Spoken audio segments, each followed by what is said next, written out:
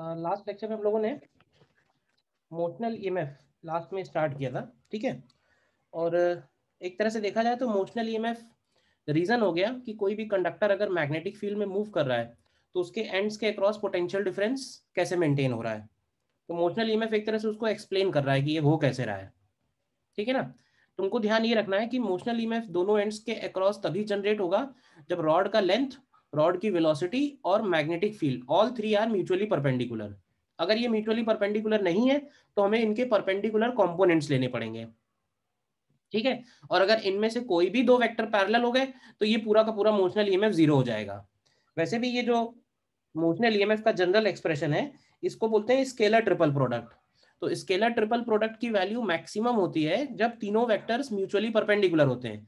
और अगर इन दोनों में से कोई भी दो वेक्टर अगर पैरेलल हो जाते हैं तो उस केस में स्केलर ट्रिपल प्रोडक्ट भी जीरो आएगा। तो अगर परपेंडिकुलर नहीं है, एंगल पे है, तो हमें कंपोनेंट लेने पड़ेंगे such that B V and L all three are mutually perpendicular, और अगर पैरेलल है तो जीरो हो जाएगा। इतनी सी बात इसमें आपको ध्यान रखनी है, ठीक है। अब इसके ऊपर कुछ एग्जांपल्स करते हैं। जैसे देखो,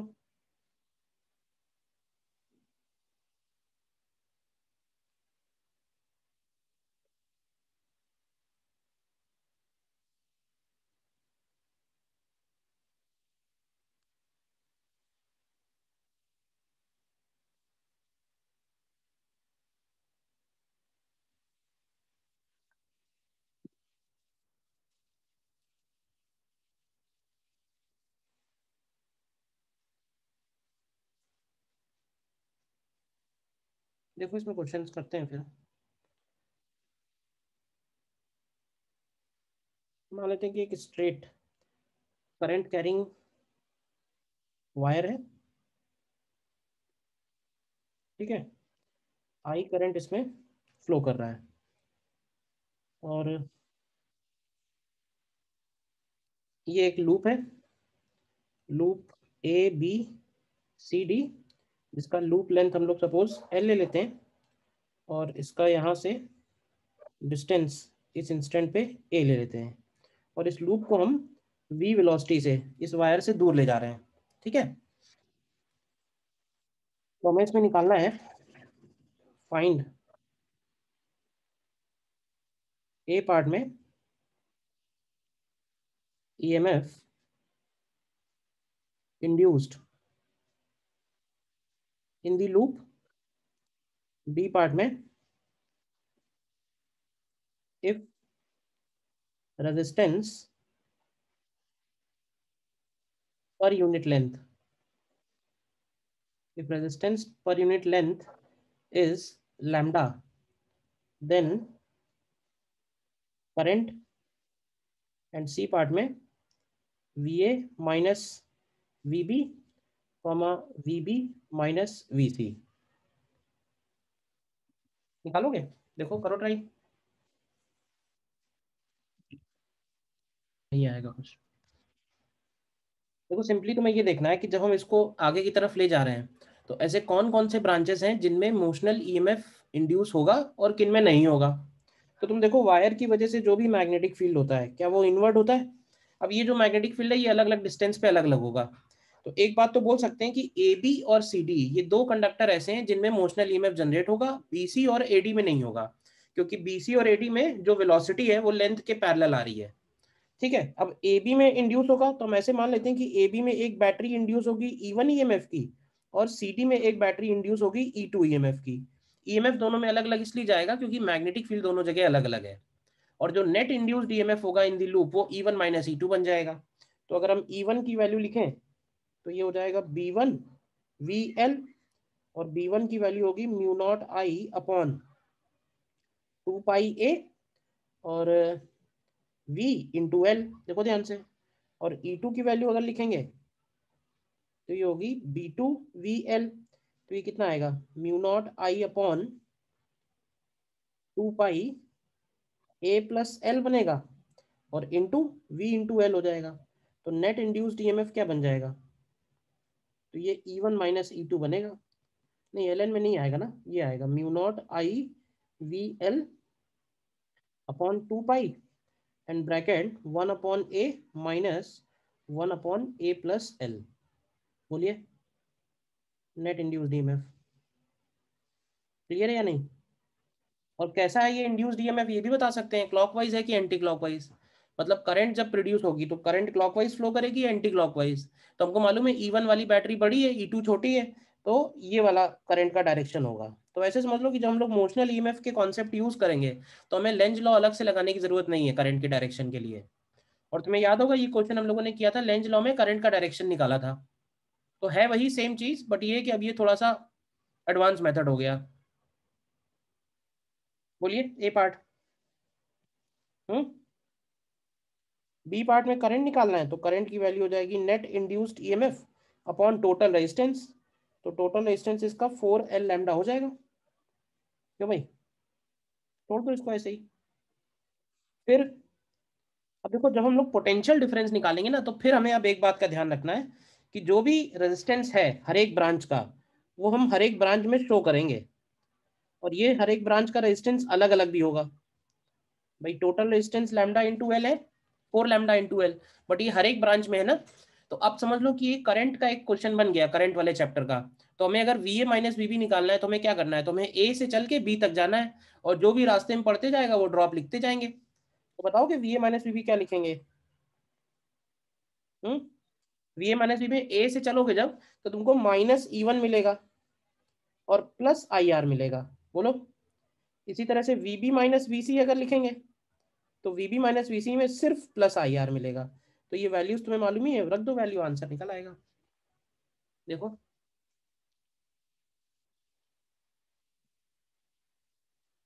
क्लियर है ये बात?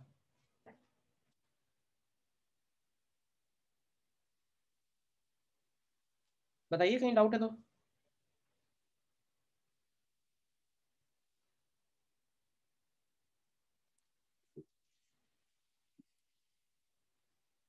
तो पहले पार्ट में एलिमेंट लेके डीई निकाल के इंटीग्रेट नहीं कर सकते? नहीं, एलिमेंट लेके क्या इंटीग्रेट करोगे? Motional DE. EMF. Yes sir.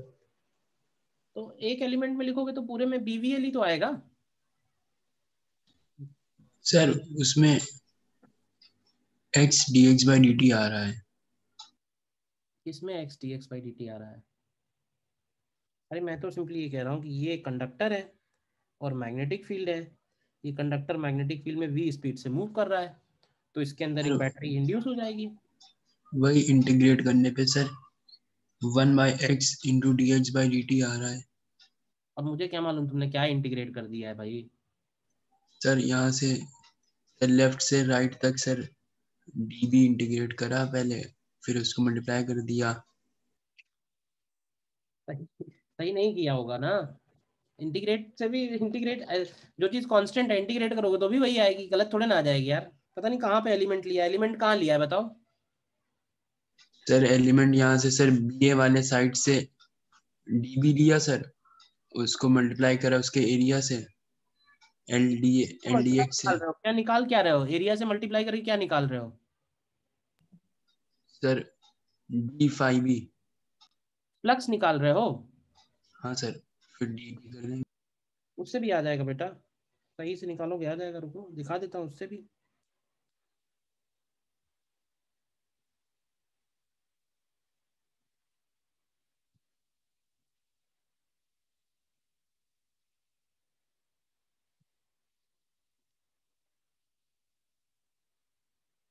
Integrate करके फ्लक्स आएगा, और फिर फ्लक्स का हम लोग रेट ऑफ चेंज लिखेंगे। तो फ्लक्स का अगर रेट ऑफ चेंज करना है, तो पहले हम ये वाला डिस्टेंस x एज्यूम करेंगे, ध्यान रखना। तो मान लेते हैं x ले लो, या इसको कुछ और ले लेते हैं। लेट्स से इसको हम लोग l दिया हुआ है, a दिया हुआ है, तो इसको हम लोग चलो x ही ले लेते हैं। तो ये डिस्टेंस हो गई y डिस्टेंस पे एक dy थिकनेस का हम लोग एलिमेंट लेंगे, ठीक है। और इस एलिमेंट से पास होने वाला मैग्नेटिक फ्लक्स लिखेंगे, ठीक है। तो मैग्नेटिक फ्लक्स की वैल्यू क्या होती है, B into D a magnetic field कितना बनेगा, मैग्नेटिक फील्ड बनेगा म्यू नॉट आई अपॉन 2 पाई वाई, और डी ए की वैल्यू बनेगी एल इंटू डी वाई। बोलो, तो यहाँ से फ्लक्स क्या निकल के आएगा, फ्लक्स आएगा mu naught I L upon 2 pi और integral D Y upon Y, और y की लिमिट्स रहेंगी y इक्वल टू एक्स से लेके y equal to X plus L तक।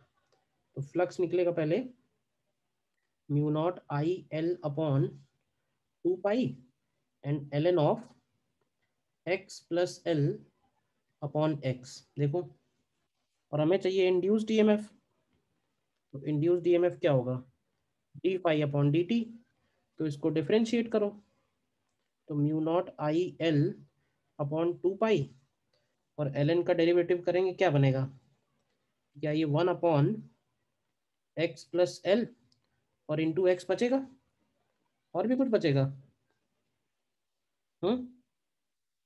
अंदर डिफरेंशिएट करेंगे तो क्या आएगा, चेन रूल लगाएंगे तो ये 1 प्लस एल बाई एक्स है, तो 1 का हो गया 0 और एल बाई एक्स का आएगा L by x square into D X by D T.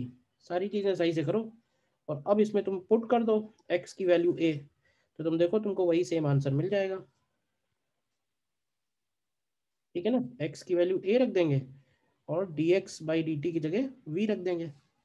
देखो यही आंसर आ जाना चाहिए जो ऊपर लिखा हम लोगों ने, वी अपॉन 2 पाई अंदर ब्रैकेट में एल अपॉन ए प्लस एल। देखो आ रहा है, नहीं आ रहा है, ये हम लोगों ने किया है यूजिंग फैराडेज लॉ। सर यहाँ पे sir D Y by D T sir v के बराबर नहीं है। D Y by D T थोड़े ना v के बराबर है, D X by D T V के बराबर है। D Y by D T तो कहीं आ भी नहीं रहा है, D Y by D T तुमको कहाँ दिख रहा है, y तो इंटीग्रेट हो गया ना x से x प्लस एल के बीच में। स्मॉल a कांस्टेंट नहीं है, इसलिए हमने स्मॉल a से नहीं इंटीग्रेट किया है, नहीं तो फिर डिफरेंशिएट किसको करोगे। अगर तुमने फंक्शन कांस्टेंट निकाल लिया है, फंक्शन की जनरल वैल्यू निकालोगे ना, तो मैंने मान लिया है कि वो जो स्क्वायर लूप है वो वायर से जनरल डिस्टेंस x पे है, जब वो जनरल डिस्टेंस x पे है तब उसका फ्लक्स निकाला है, और उस फ्लक्स का जब रेट ऑफ चेंज करेंगे तो dx बाई dt को v लिखेंगे, y तो रहा ही नहीं। बोलिए। Yes sir. क्लियर है आयुष, आपको क्लियर है? Yes sir. ठीक है। अच्छा, एक पॉइंट इसमें ये देखना, अगर मान लेते हैं हम किसी रॉड को रोटेट कर रहे हैं, तो रोटेशन में कितना मोशनल ईएमएफ आएगा।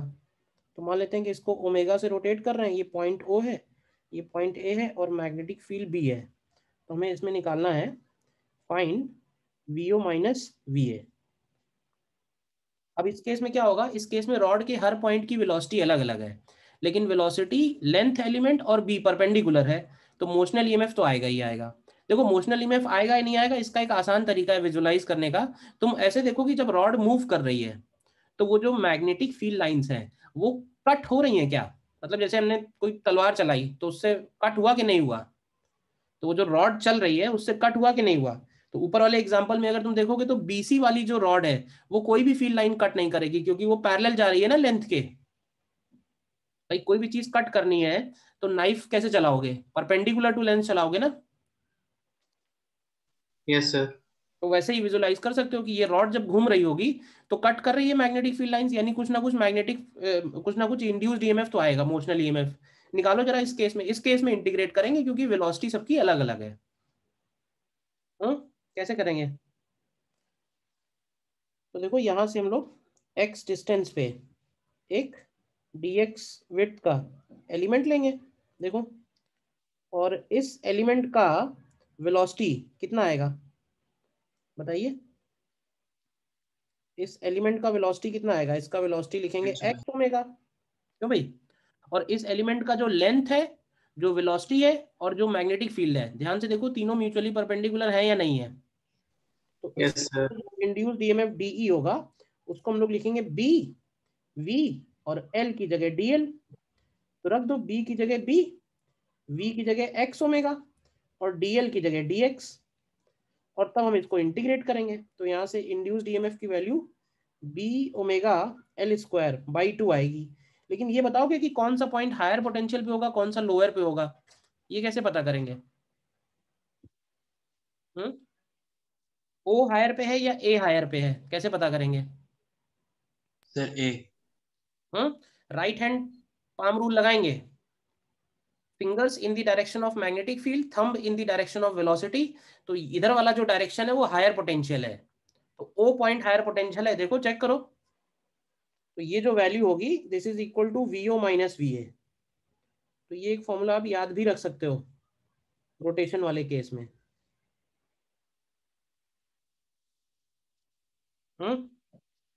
बोलिए।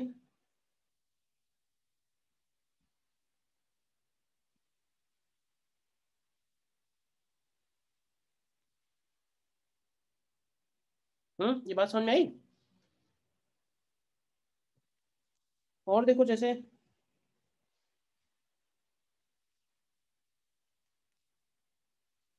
मान लेते हैं ये कोई सर्किट है, R1 R2 है और बीच में एक रॉड है,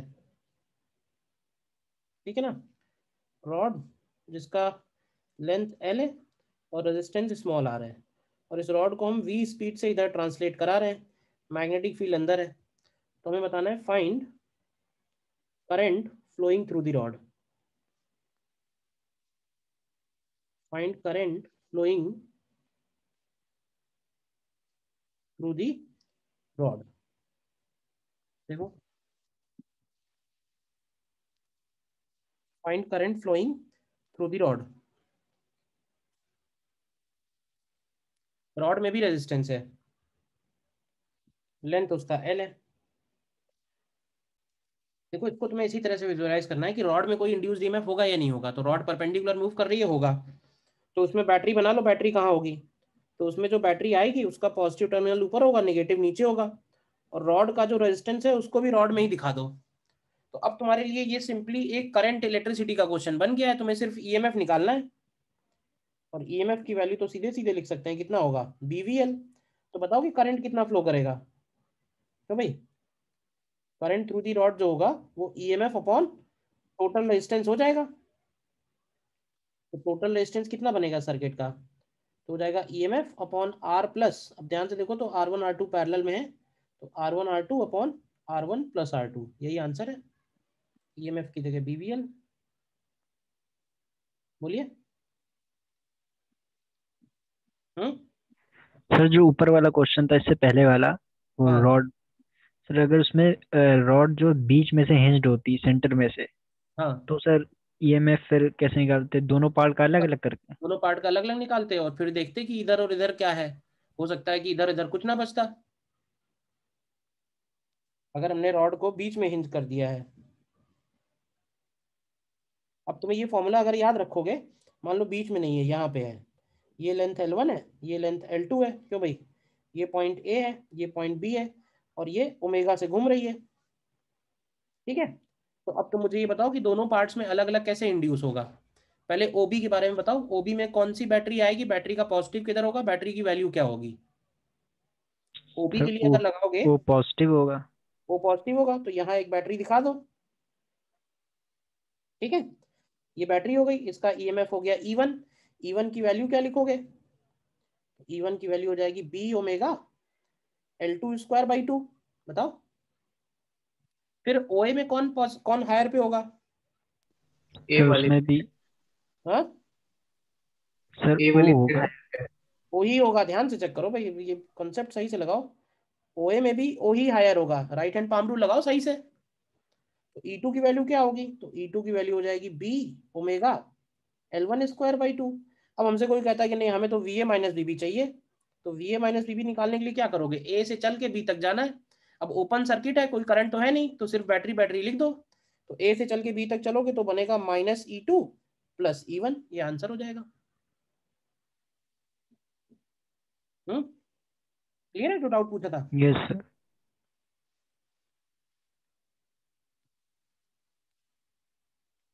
और देखना है इसमें।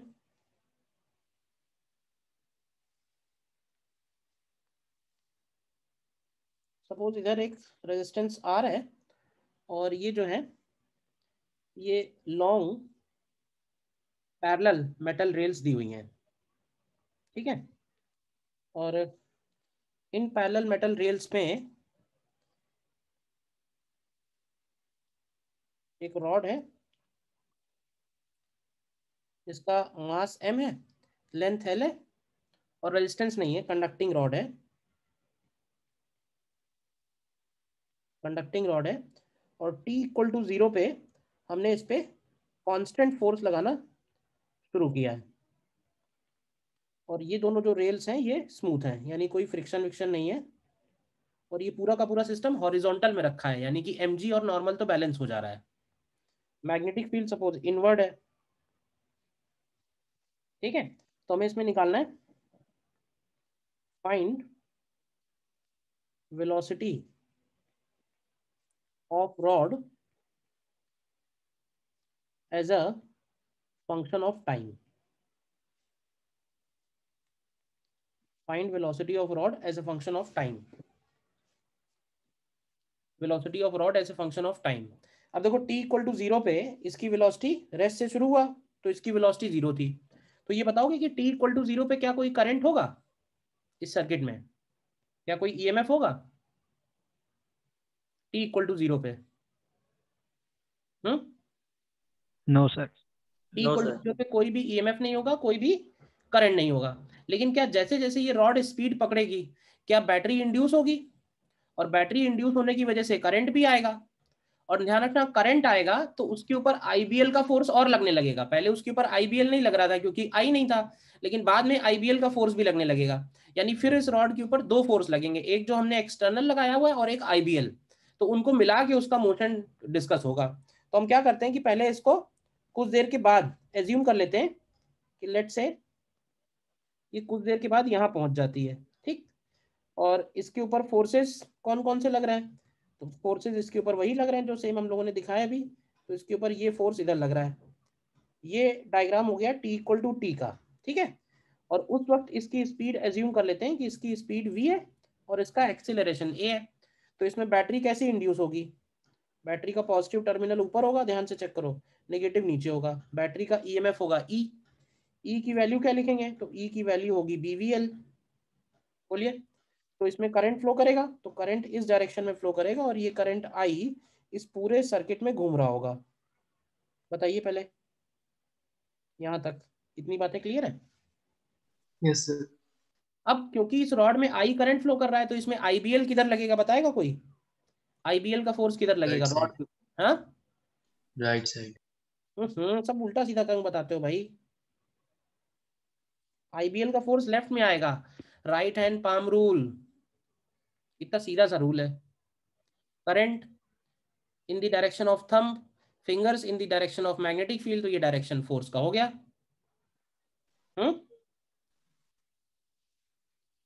ईएमएफ की वैल्यू है बीवीएल, देखते जाना। करंट की वैल्यू कितनी होगी, तो करंट होती है ईएमएफ अपॉन रेजिस्टेंस। रेजिस्टेंस केवल एक्सटर्नल वाला है जो जुड़ा हुआ है, ठीक है। तो इसके ऊपर आईबीएल का जो फोर्स है उसकी वैल्यू अगर निकालें तो उसकी वैल्यू आ जाएगी B square L square we upon R, ठीक है। अब अगर हम इसके ऊपर इक्वेशन लिखें F equal to M A, तो लिखेंगे F minus I B L is equal to M A. बताइए, आईबीएल की वैल्यू डाल दो। आईबीएल की वैल्यू है बी square L square we upon आर। अब क्योंकि एक्सीलरेशन वेलोसिटी का फंक्शन आ रहा है तो हम इसको कांस्टेंट एक्सीलरेशन वाली इक्वेशन से तो कर नहीं सकते हैं, तो हमें काइनेमेटिक्स लगानी पड़ेगी। तो एक्सीलरेशन को भी हमने डीवी बाई डी लिख दिया। तो अब देखो ध्यान से, वेलोसिटी वाले टर्म डीवी के साथ नीचे ले आओ, क्या बचेगा, ये आएगा F R minus B square L square V and equal to D T upon M R. Check करो, इंटीग्रेट करेंगे 0 से t, वेलोसिटी 0 से v। तो यहाँ से आपको वेलोसिटी का जो आंसर मिलेगा वो मैं लिख देता हूँ, F R upon B square L square bracket 1 minus E to the power minus क्या आएगा, B square L square T upon M R. Check करो जरा, है ये आंसर?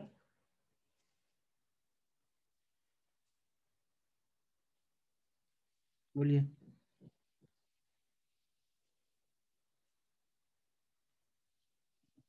देखो यहाँ तक बताओ क्या किया है, कुछ डाउट है पूछो। और खास बात ये है कि ये जो वेलोसिटी आई है ना, इसका फंक्शन ठीक वैसे ही है जैसे टर्मिनल वेलोसिटी हम लोगों ने स्टडी किया था विस्कस मीडियम में, याद है? आफ्टर ए लॉन्ग टाइम जो ये वेलोसिटी है वो टर्मिनल वेलोसिटी हो जाएगी, और यहाँ पे जो टर्मिनल वेलोसिटी है ये वाला वैल्यू बनेगा। देखो एक बार ध्यान से पूरा question.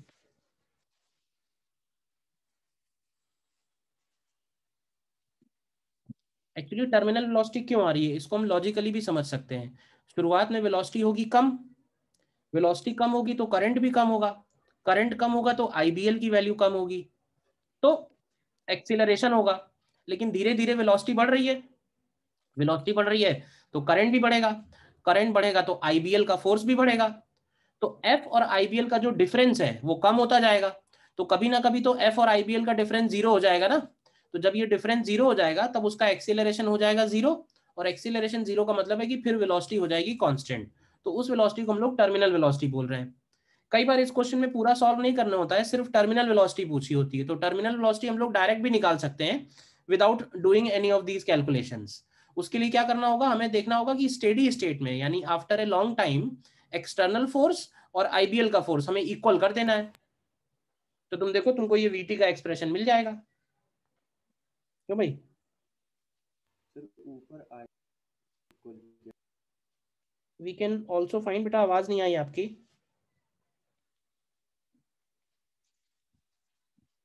IBL equal to EMF दिया गया है ऊपर पे। आईबीएल आवाज बहुत ही धीमे आ रही है, पता नहीं, मैंने तो फुल कर रखी तब भी। हाँ, क्या कह रहे हो? सर आईबीएल इक्वल टू जो थर्ड पॉइंट है सर। हाँ, IBL equal to third point, तो आई की वैल्यू ये वाली डाल दी है आईबीएल में। ठीक सर, ठीक है। आई की जो वैल्यू है वो आईबीएल में डाल दी है, वही है। जी सर, मैं सर कंपेयर। हाँ, we can also find terminal velocity by equating F net equal to zero in steady state. तो ये बात ध्यान रखना क्योंकि इसके ऊपर क्वेश्चन एक दो बार आए हुए हैं डायरेक्ट, कि हमें टर्मिनल वेलोसिटी पूछी होती है। तो टर्मिनल वेलोसिटी अगर सिर्फ निकालनी है तो ये सब कुछ भी करने की जरूरत नहीं है। हम लोग सिंपली क्या बोलेंगे कि टर्मिनल वेलोसिटी तब आएगी जब एक्सटर्नल फोर्स आईबीएल के इक्वल होगा, और आईबीएल की वैल्यू हो जाएगी B L V upon R और इंटू बी एल। तो यहाँ से आपको v की वैल्यू मिल जाएगी F R upon B square L square, देख लो ध्यान से। और इसी को हम लोग वी टर्मिनल बोल देंगे। देखो अभी एक दो क्वेश्चन करते हैं जो आए हुए हैं।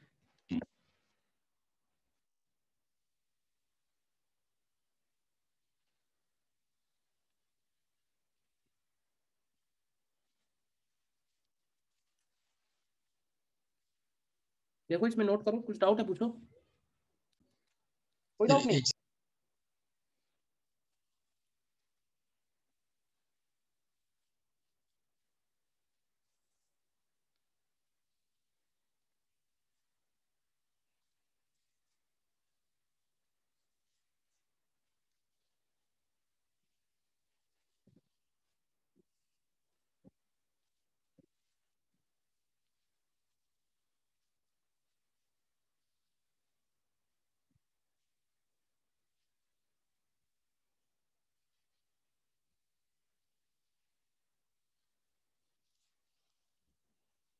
देखो इसमें जो क्वेश्चन आया एक दो करते हैं।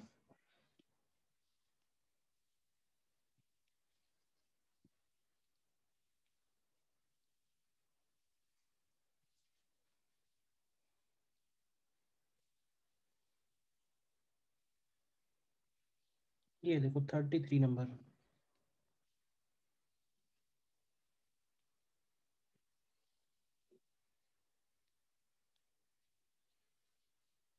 देखो करो ट्राई इसको। अब इसमें देखो, जब ये रॉड टर्मिनल वेलोसिटी पे चल रही होगी, ठीक है, नीचे की तरफ, तो अब इसमें तुम ध्यान से देखो तो लेट से बैटरी इस तरफ इंड्यूस होगी, बैटरी की वैल्यू हो जाएगी बी वी एल, और इसमें जो करंट फ्लो कर रहा होगा आई इस तरफ होगा, तो इस पे जो आईबीएल का फोर्स लगेगा वो ऊपर की तरफ लगेगा, और टर्मिनल वेलोसिटी पे आईबीएल और एम जी साइन थीटा दोनों बैलेंस कर दो, बस हो गया क्वेश्चन।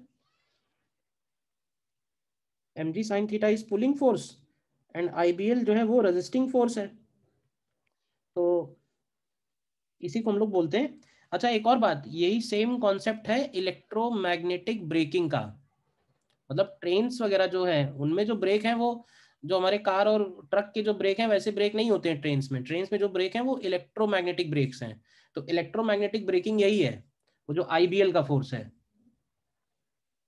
ठीक है ना।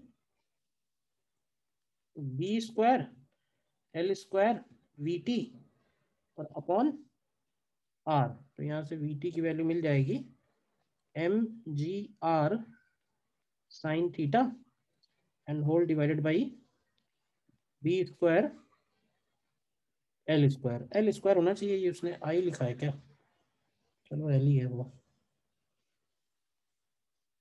एल कर दो इसको।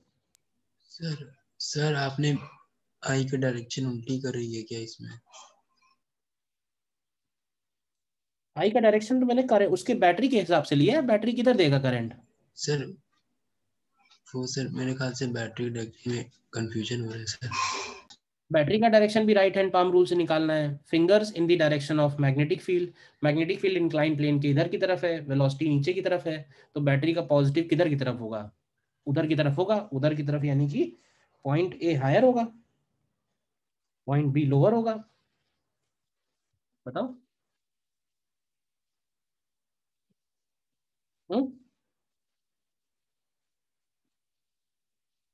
नहीं बात तो समझ में आई।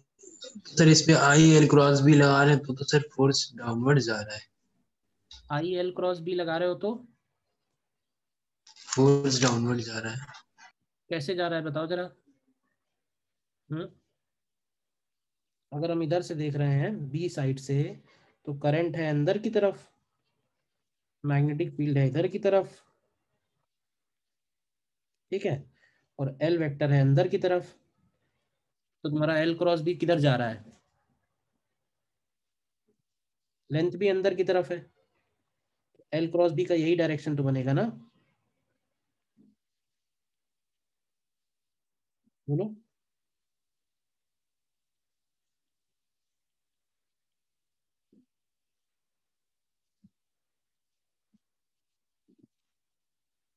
बताओ।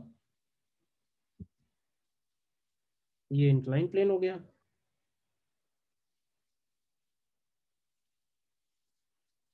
इस तरह से।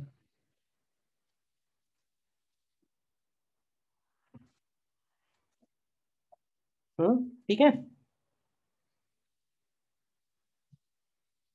और देखो, ये देखो 47,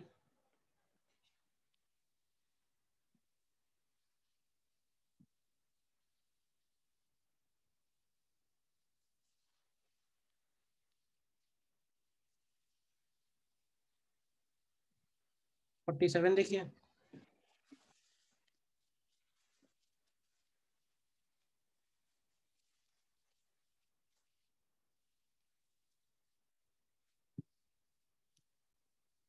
तो इसमें सीधे सीधे अगर हम लोग बोलें तो इसमें ये वाला जो ब्रांच है ए बी ब्रांच, इसमें ईएमएफ इंड्यूस होगा, और इसमें बैटरी का पॉजिटिव टर्मिनल नीचे की तरफ आएगा। चेक करो तो ई की वैल्यू कितनी बनेगी, तो ई की वैल्यू हो जाएगी बी वी एल। अब बी दिया हुआ है इसमें, कितना दिया है 1 टेस्ला, वेलोसिटी हो गई 10⁻⁻², और एल की वैल्यू हो गई 5 इंटू 10⁻⁻², तो एक तरह से ईएमएफ की वैल्यू आई 5 इंटू 10⁻⁻4 वोल्ट्स। बोलो। अब इस लूप का भी रेजिस्टेंस है, लूप का रेजिस्टेंस दिया है 1.7 ओम। अच्छा बाकी सर्किट का क्या रेजिस्टेंस है, तो बाकी सर्किट में देखो व्हीट स्टोन है तो ये 3 ओम तो हट जाएगा, बचा 2 1 2 1, तो 2 2 1 1 कितना बनेगा? 2/3 2/3 4/3, तो ये आ जाएगा अप्रोक्सीमेटली 1.3 ओम। तो करंट की वैल्यू क्या लिखेंगे? तो EMF upon R plus R equivalent हो जा रहा है। तो 5 × 10⁻⁻4 एंड डिवाइडेड बाई 3 हो जा रहा है। तो ये अप्रोक्सीमेटली 170 दिया हुआ है, ठीक है, माइक्रो एम्पियर में, ठीक है ना? बोलिए।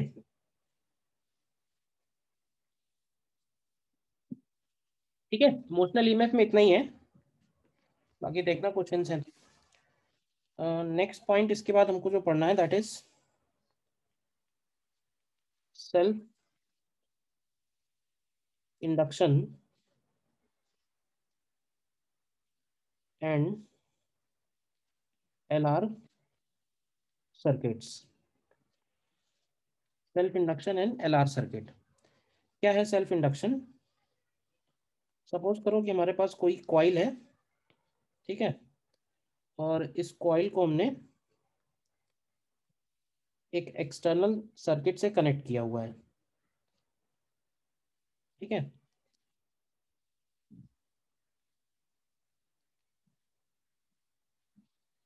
और उस एक्सटर्नल सर्किट में इस तरह से सपोज स्विच भी लगा हुआ है। ये रेजिस्टेंस आर है, ईएमएफ ई है, और ये एक स्विच है, ठीक है, और ये हो गई कॉइल।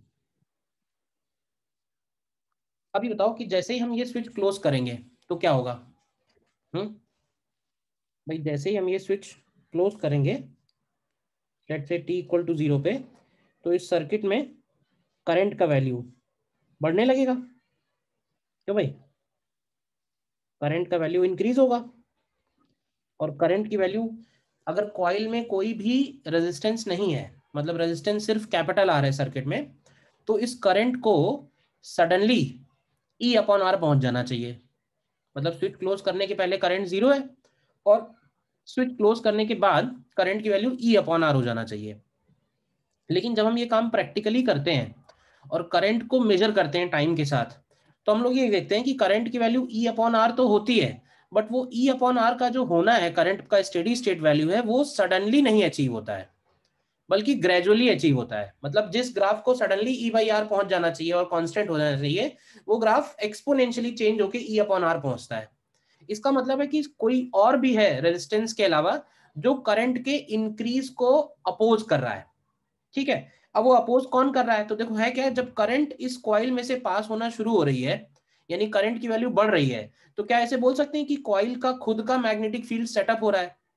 और जब कॉइल का खुद का मैग्नेटिक फील्ड सेटअप हो रहा है, तो कॉइल के अंदर से कॉइल के ही करंट की वजह से मैग्नेटिक फ्लक्स इंक्रीज हो रहा है, तो वो उस इंक्रीजिंग मैग्नेटिक फ्लक्स को अपोज करती है, क्योंकि फ्लक्स पहले 0 है, बाद में फ्लक्स बढ़ने लगा, तो वो फ्लक्स इंक्रीज को अपोज करेगी। और ये कॉइल फ्लक्स इंक्रीज को अपोज करती है by inducing a battery in its circuit, और इस फिनोमेना को हम लोग बोलते हैं सेल्फ इंडक्शन। सेल्फ इंडक्शन मतलब ये कि कॉइल के अंदर करंट चेंज हो रहा है और कॉइल से फ्लक्स चेंज हो रहा है, तो कॉइल अपने ही फ्लक्स चेंज को अपोज कर रहा है।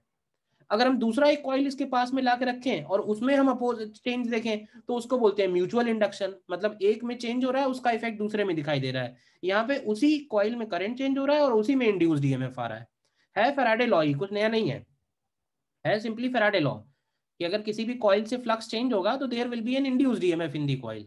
तो यहाँ पे जो इंड्यूस्ड ईएमएफ है वो एक्सटर्नल बैटरी को करंट इंक्रीज के टाइम पे अपोज करेगा, ठीक है ना। तो this phenomena is called self induction.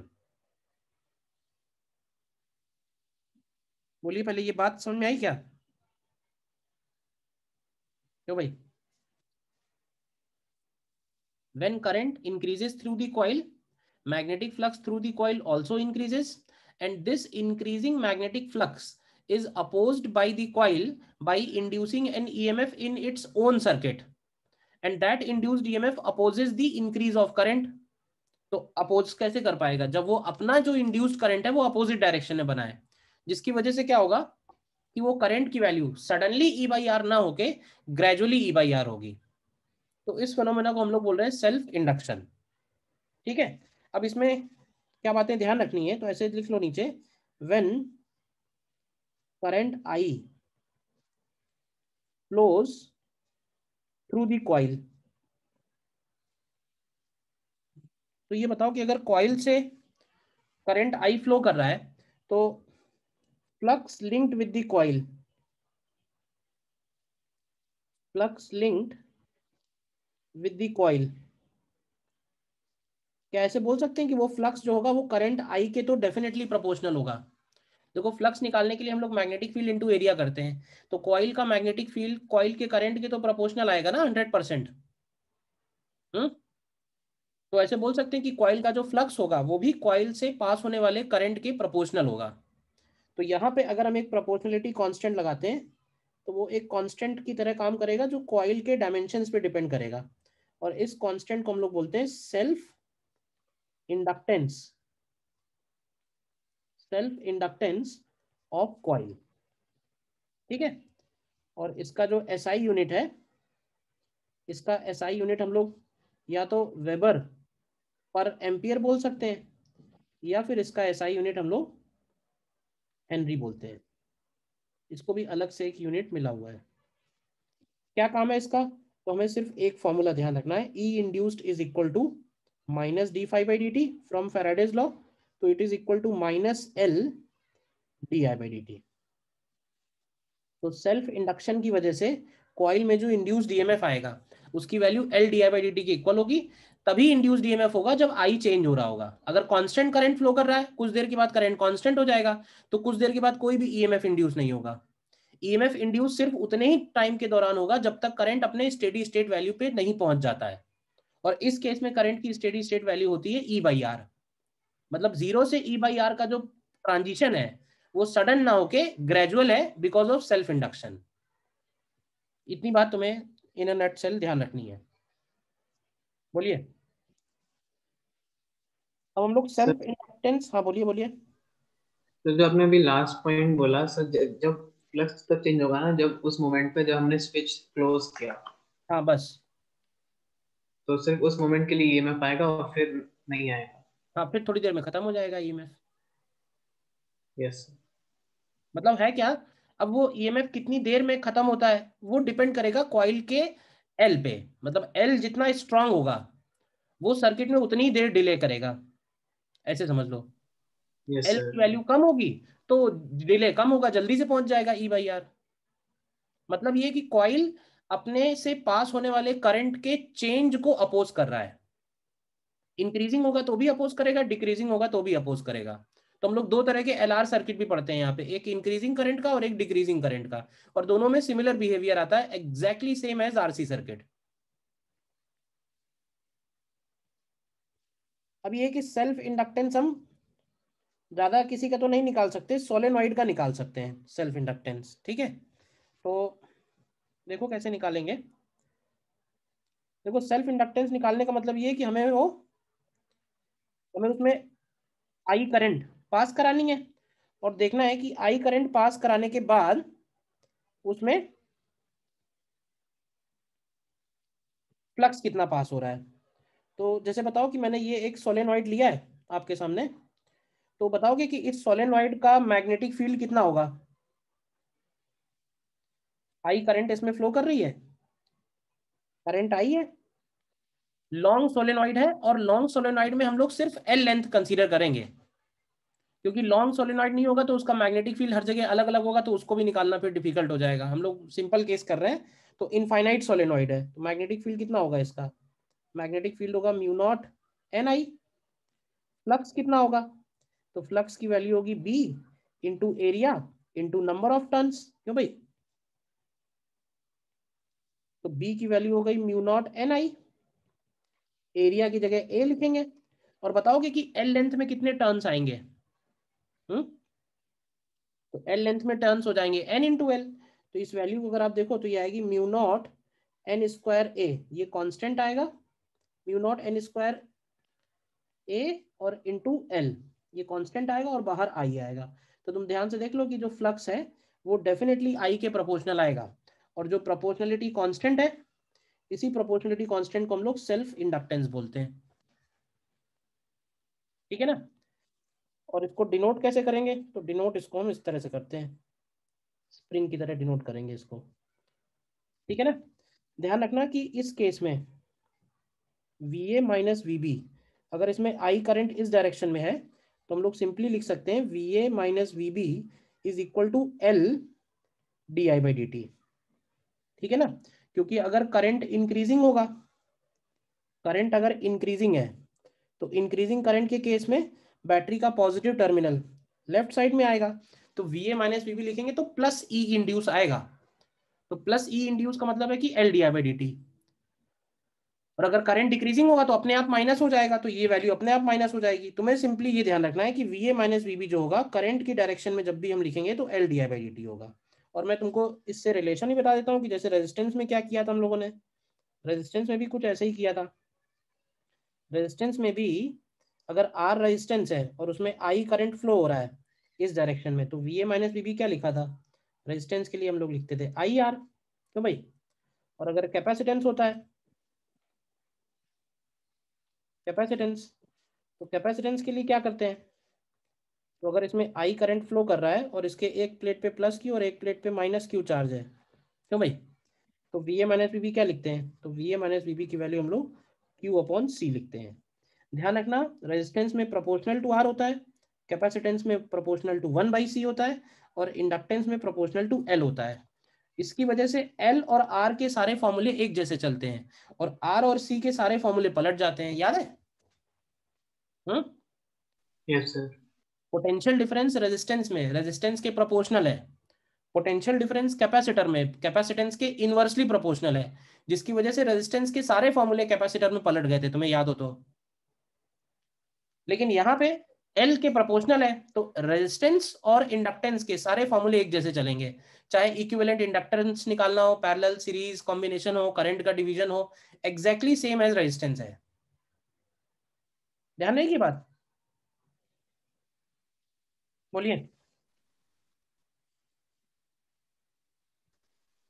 Sir जो आपने कैपिटल N दिया है वो number of turns per unit length है या फिर सिर्फ number of solenoid, turns? Solenoid में जब भी N दिया होता है, सोलेनॉइड में जब हम लोग magnetic field mu naught NI लिखते हैं तो उसका N क्या होता है, number of turns per unit length. हाँ बस वही होता है। अगर हमें number of turns per unit length नहीं दिया हुआ है तो पर यूनिट लेंथ कन्वर्ट करना पड़ता है, तभी म्यू नॉट NI लिख सकते हैं। तो बाय डिफॉल्ट यस इसका मतलब है पर यूनिट लेंथ, पर यूनिट लेंथ क्वेश्चन में नहीं दिया तो कन्वर्ट करना पड़ेगा। सर। टॉरॉइड में हम लोगों ने जो लिखा था N वो टोटल नंबर ऑफ टर्न्स था। हाँ, और क्या डाउट पूछिए। सर जो आप VA माइनस VB इंडक्टेंस के केस में बता रहे थे, एक बार वो बात फिर से बता दीजिए। इसमें मैंने ये बोला है कि जब करंट इंक्रीज हो रहा होगा तो बैटरी अपोज करेगी ना, तो अपोज कैसे करेगी, बैटरी का इंड्यूस करंट अपोजिट डायरेक्शन में चला के। तो इस केस में जब तुम VA माइनस VB लिखोगे, A से चल के B तक जाओगे तो बैटरी का पॉजिटिव टर्मिनल पहले पड़ा ना, इसलिए मैंने यहाँ प्लस लिया हुआ है। अब तुम कह सकते हो कि सर अगर I डिक्रीजिंग होगा तो क्या होगा, तो देखो अगर I डिक्रीजिंग होगा तो बैटरी के टर्मिनल अपोजिट हो जाएंगे, ठीक है। लेकिन उस केस में di/dt भी तो निगेटिव होगा, तो वो माइनस साइन अपने आप यहां से आ जाएगा, हमें माइनस लगाने की जरूरत नहीं है। मतलब di/dt पॉजिटिव है तो VA माइनस VB पॉजिटिव है, di/dt निगेटिव आएगा तो VA माइनस VB निगेटिव आ जाएगा अपने आप। तुम्हें हर एक कंडीशन में बस ये याद रखना है, VA minus VB is L di/dt, अगर हम करंट की डायरेक्शन में चल रहे हैं तो, ठीक है ना। मतलब कंफ्यूजन ना हो इसलिए मैंने सीधा सीधा बताया है, सबसे आसान तरीके से। Yes sir. हम्म। अच्छा, जैसे इसमें कैपेसिटर में बोलते थे ना इलेक्ट्रिकल एनर्जी, वैसे ही यहाँ पे भी है magnetic energy stored in inductor. तो मैं प्रूफ नहीं कर रहा हूँ, छोटा सा फॉर्मूला है, ध्यान रखो आप इसको भी। तो magnetic energy stored in inductor की वैल्यू बनेगी, जैसे वहाँ पे हाफ CV² था तो यहाँ पे है हाफ LI², ठीक है। थर्ड पॉइंट में electrical energy density, electrical energy density को हम लोग लिखते हैं यू ई से, और ये फॉर्मूला होता है half epsilon naught E square. उसी तरह से मैग्नेटिक एनर्जी डेंसिटी, तो मैग्नेटिक एनर्जी डेंसिटी की वैल्यू बनेगी B square upon 2 mu naught, B square upon 2 mu naught. अब देखो होता क्या है कि इलेक्ट्रोस्टैटिक्स में नॉर्मली एप्सिलॉन नॉट नीचे आता है बट एनर्जी डेंसिटी में ऊपर आता है, और मैग्नेटिक वाले केस चैप्टर में नॉर्मली म्यू नॉट ऊपर आता है लेकिन एनर्जी डेंसिटी में नीचे आएगा। बाकी सब वही है, वहां ई स्क्वायर की जगह बी स्क्वायर कर दिया, हाफ हाफ रहा है।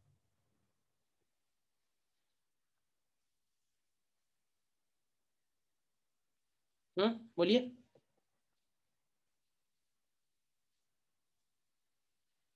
ठीक है।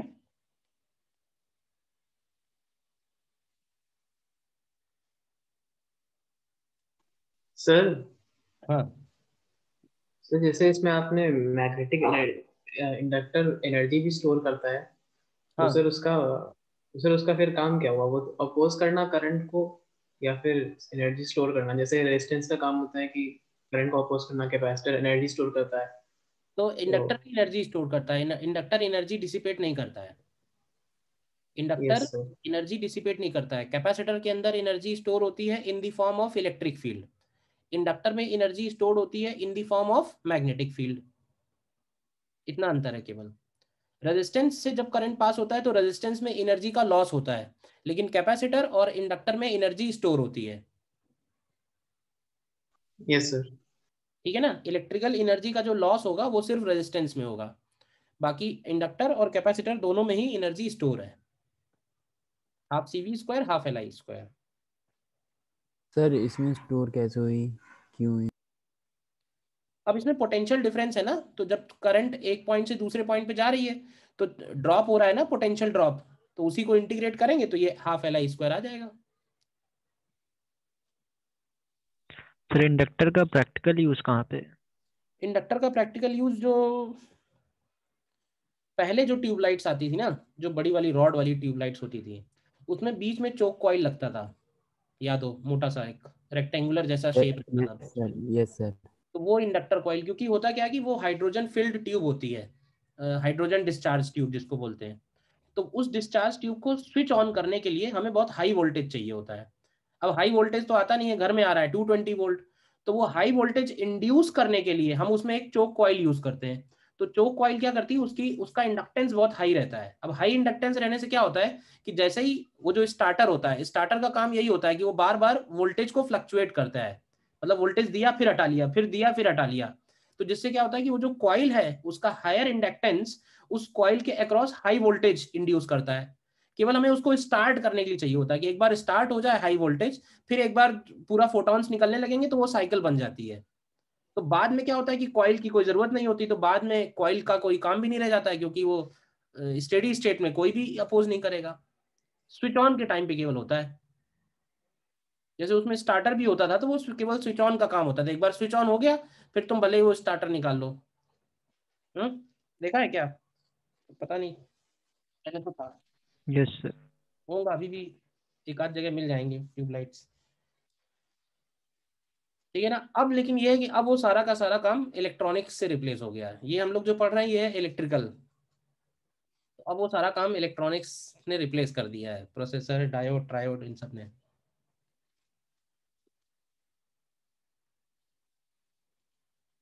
ठीक है, तो इसमें जो हम आते हैं मेन जो इम्पोर्टेंट पार्ट है, नेक्स्ट इज एलआर सर्किट्स। और एलआर सर्किट भी बहुत सीधा सीधा है, बिल्कुल इंपॉर्टेंट लेकिन बहुत है। आरसी सर्किट की तरह ही है, growth of current and decay of current से है। ठीक है, तो इसमें एज्यूम कर लेते हैं कि लेट से हमारे पास एक सर्किट है, और उस सर्किट में हम लोगों ने एक रेजिस्टेंस लिया है, एक इंडक्टेंस लिया है, और एक बैटरी ली है, और उस बैटरी को हमने स्विच से कनेक्ट किया है। तो ये बताओ t इक्वल टू 0 पे तो स्विच ओपन था, t इक्वल टू 0 के पहले तो इस सर्किट में कोई करंट नहीं था। ये एक्चुअली देखो तो ये वही सर्किट है जिससे मैंने स्टार्ट किया है, यही सर्किट है ना। अब बस उसको हम लोग मैथमेटिकली स्टडी भी कर रहे हैं साथ ही साथ कि एक्चुअली क्या हो रहा है, तो वो पता चल जाएगा हमको। तो अब ये बताओ कि स्विच क्लोज करने के बाद क्या करंट सर्किट में इंक्रीज होगी? तो करंट इंक्रीज जब होगी तो इंडक्टर उसको अपोज करेगा by inducing an EMF across its terminals point A and B. तो ये बताओ केवीएल लगाएंगे तो क्या इक्वेशन बनेगी बताओ, यूजिंग केवीएल बताइए। एक तरफ से चलना शुरू करते हैं इधर से। तो बैटरी का पहले कौन सा टर्मिनल पड़ा, रेजिस्टेंस के लिए क्या लिखेंगे और इंडक्टेंस के लिए क्या लिखेंगे, बताइए क्या इक्वेशन बनेगी? क्या बनेगा? Minus E plus I R and plus L D I by D T equal to 0। बोलिए, ये इक्वेशन में कोई डाउट किसी को? कोई डाउट नहीं। तो बस हम इसी को इंटीग्रेट करके आई निकाल देंगे। तो L D I by D T की वैल्यू आएगी ई माइनस आई आर। तो करंट वाले टर्म डी आई के साथ नीचे ले आओ, ई माइनस आई आर, और उधर हो जाएगा D T upon L. Integrate करेंगे 0 से टी, 0 से आई, तो यहाँ से आपको आई की वैल्यू मिलेगी, I is equal to E upon R bracket 1 minus E to the power minus R T by L. अब अगर तुम्हें आरसी सर्किट का फॉर्मूला याद हो तो तुम्हें लगेगा सेम ही फॉर्मूला है। मतलब वहां पे चार्ज एक्सपोनेंशियली इंक्रीज हो रहा था, यहाँ पे करंट एक्सपोनेंशियली इंक्रीज हो रही है। और करंट की स्टेडी स्टेट वैल्यू क्या है, यानी टी को इन्फिनिटी रखोगे तो करंट की steady state value E by R हो जाएगी। लेकिन ये ई बाई आर पे जो इसका पहुंचना है वो ग्रेजुअल है, बस ये है जो बात मैंने स्टार्टिंग में ही बोली थी।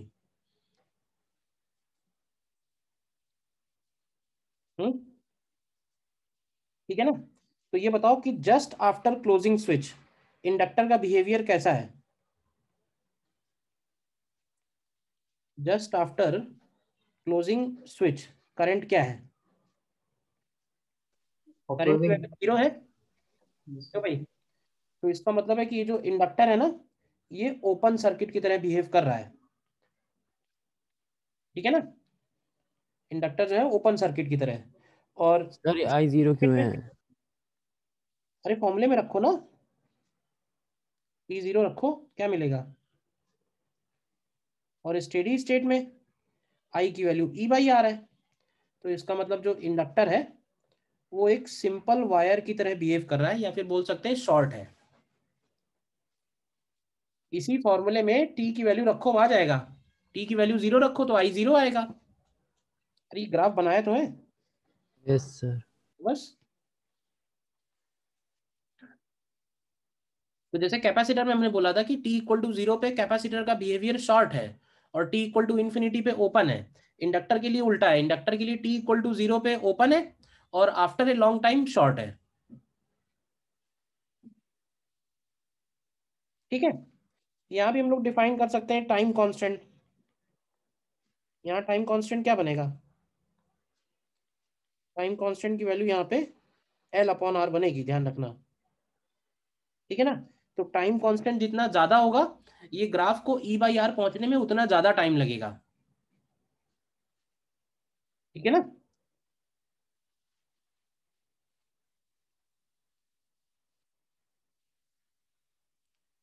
Charge flown in the circuit अगर निकालना है, अब इसके बाद देखो कुछ भी पूछा जाएगा, हमें बस इन्हीं दोनों इक्वेशन से पता करना है। Charge flown in the circuit निकालने के लिए हम लोग करंट को इंटीग्रेट कर सकते हैं from 0 to T. Charge flown निकालने की जरूरत क्यों पड़ेगी? तो अगर हमें कभी बैटरी का वर्क डन पूछा हो कि बैटरी ने कितना वर्क किया, तो चार्ज फ्लोन इनटू ईएमएफ से कर सकते हैं। तो उसके लिए चार्ज फ्लोन लगेगा, तो चार्ज फ्लोन निकालने के लिए करंट इंटीग्रेट करना पड़ेगा क्योंकि करंट कांस्टेंट नहीं है। ठीक है? हीट लॉस रेजिस्टेंस में निकालना हो कि रेजिस्टेंस में कितना हीट लॉस हुआ है, तो रेजिस्टेंस में हीट लॉस की वैल्यू बनेगी आई स्क्वायर आर डी टी का अगेन इंटीग्रेशन, क्योंकि करंट जो है वो वेरिएबल है। Energy stored in magnetic field कितना है, यानी उस इंडक्टर के अंदर कितनी एनर्जी स्टोर्ड है, तो उसकी वैल्यू बनेगी हाफ एल आई स्क्वायर। कहने का मतलब सब आई पे डिपेंडेंट है, आई मालूम है तो बाकी सब निकल आएगा। देख लीजिए ध्यान से।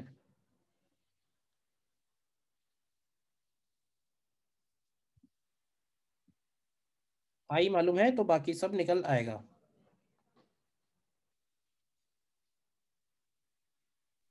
सर ये जो म्यू मैग्नेटिक निकाली है वो स्टेडी स्टेट पे है?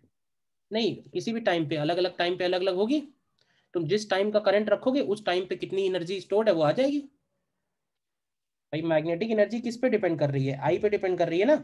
तो तुम बताओ आई कांस्टेंट है क्या इंडक्टर से? नो तो बीच में इस दौरान अलग अलग है, लेकिन अगर कहेगा स्टेडी स्टेट में तो स्टेडी स्टेट में कांस्टेंट हो जाएगी एनर्जी। Yes sir.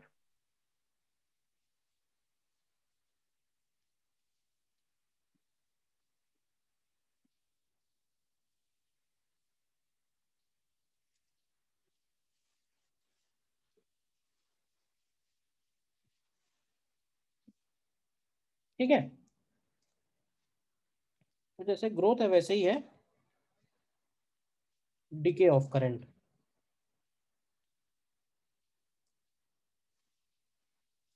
अब डिके ऑफ करंट के लिए अगर हम सर्किट देखें तो डिके ऑफ करंट का सर्किट क्या होगा कि पहले हमको उस इंडक्टर को चार्ज करना होगा। ठीक है ना? चार्ज करने का मतलब ये होगा कि इंडक्टर से स्टेडी स्टेट करंट फ्लो करना शुरू हो जाए। तो उसके लिए देखो सर्किट कैसा लिया है। ये एक सर्किट लिया हुआ है, ध्यान से देखो। तो स्विच जो है वो पोजीशन 1 पे कनेक्टेड है फॉर अ लॉन्ग टाइम। तो इसका मतलब क्या, इंडक्टर से यूनिफॉर्म करंट फ्लो करने लगेगा, स्टेडी स्टेट करंट। और फिर जब स्टेडी स्टेट करंट फ्लो कर रहा है तब हमने उस स्विच को 1 से 2 पे शिफ्ट किया है। बैटरी हट गई एक तरह से। तो फिर सर्किट में सिर्फ एल और आर रह गए, एल और आर रह गए तो करंट डिके होगा। तो हम लोग देखेंगे कि करंट का डिके भी ये सडनली नहीं होने दे रहा है, मतलब ग्रेजुअल डिके हो रहा है, जैसे कैपेसिटर डिस्चार्ज होता है। क्यों भाई? तो बताओगे कि टी इक्वल टू टी पे कैसा सर्किट बनेगा? टी इक्वल टू टी पे रेजिस्टेंस हो गया, देखो इंडक्टर हो गया, देखो। और टी इक्वल टू टी पे हम लोग एज्यूम कर लेते हैं कि इसमें आई करंट है, और ये आई करंट रेजिस्टेंस के थ्रू डिके हो रही है। तो जरा इसमें लूप रूल लगाओगे, क्या बनेगा बताओ? Using KVL. यूजिंग केवीएल अगर हम लोग करंट की डायरेक्शन में चलें तो इक्वेशन बनेगी L D I by D T and plus I R equal to zero. देखो इस सर्किट के लिए क्लियर है ये equation, L D I by D T yes. Plus I R equal to zero. Sign वाइन में कोई कंफ्यूजन तो नहीं है ना? बिल्कुल जैसे बताया वैसे ही चल रहे हैं। बस इसको इंटीग्रेट करते हैं तो क्या आएगा? तो देखो आई को डी आई के नीचे ले आओ और आर अपॉन एल उधर कर दो माइनस साइन के साथ डी टी के साथ। इंटीग्रेट करते हैं, टाइम की लिमिट्स 0 से टी, करंट की लिमिट ध्यान रखना आई नॉट से आई आएगी। तो इसको सॉल्व करोगे तो आई की वैल्यू मिलेगी I equal to I naught E to the power minus R T by L. Time constant फिर से वही आ रहा है। ग्राफ कैसा आएगा तो भाई? ग्राफ कैसा आएगा करंट का? तो करंट जो है स्टार्टिंग में मैक्सिमम है विच इज आई नॉट, और आई नॉट से ये फंक्शन डिक्रीज होना शुरू हो रहा है, देखो। तो धीरे धीरे जो एनर्जी उसने स्टोर करके रखी थी इंडक्टर ने, वो सारी की सारी डिसिपेट हो जाएगी रेजिस्टेंस में।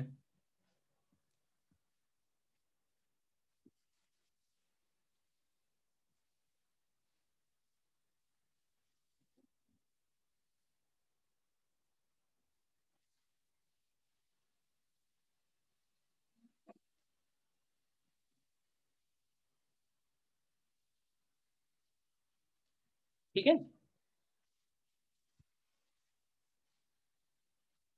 देखो ध्यान से एक क्वेश्चन करके देख लेते हैं।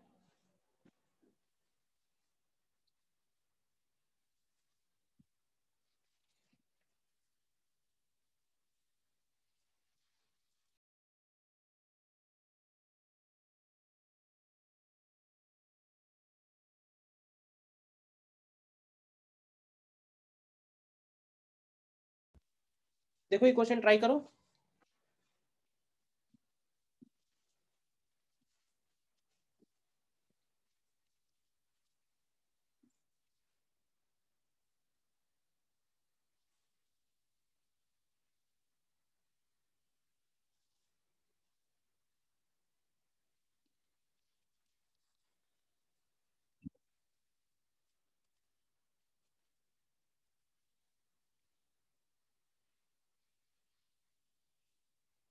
ये क्वेश्चन ट्राई करिए।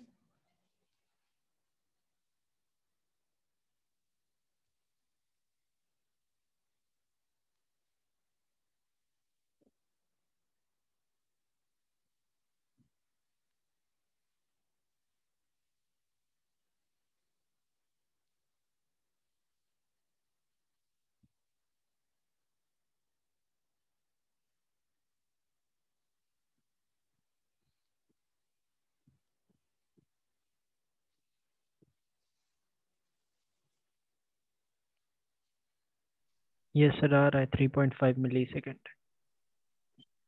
3.5 मिली सेकेंड है, आंसर आ रहा है? Yes sir. यस। बताना तो नहीं है? No sir. ठीक, और देखो next.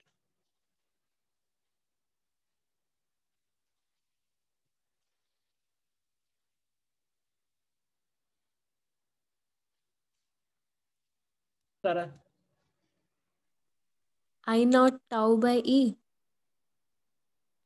I naught tau by E, ठीक है। आई नॉट की वैल्यू डाल देंगे E by R. Yes. I naught की वैल्यू डाल देंगे ई बाई आर। देखो इसमें करंट हमको मालूम है E by R, e to the power 1 minus E to the power minus t by tau. तो करंट को d q by D t लिखेंगे, तो क्यू की वैल्यू इंटीग्रेट करके निकाल देंगे, 0 से टाउ इंटीग्रेट कर देना है बस। हम्म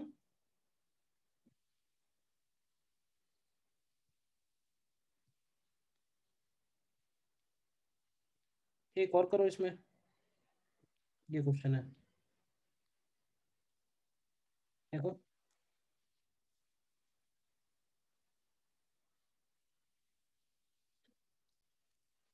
देखो इस केस में क्या कह रहा है वो, कि inductor coil 32 joule energy store कर रही है। तो हम लोग ऐसे बोल सकते हैं कि हाफ एल आई स्क्वायर की वैल्यू 32 जूल है, और लॉस होता है आई स्क्वायर आर, तो आई स्क्वायर आर की वैल्यू 320 है जब 4 एम्पियर का करंट है। तो बस दोनों को डिवाइड कर दो, आ जाना चाहिए। Half L I square is 32 और आई स्क्वायर आर इज 320। आई की वैल्यू नहीं भी दी होती तो भी निकल आता।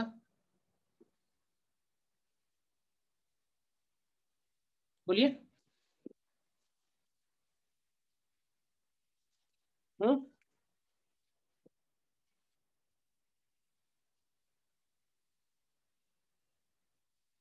ठीक है।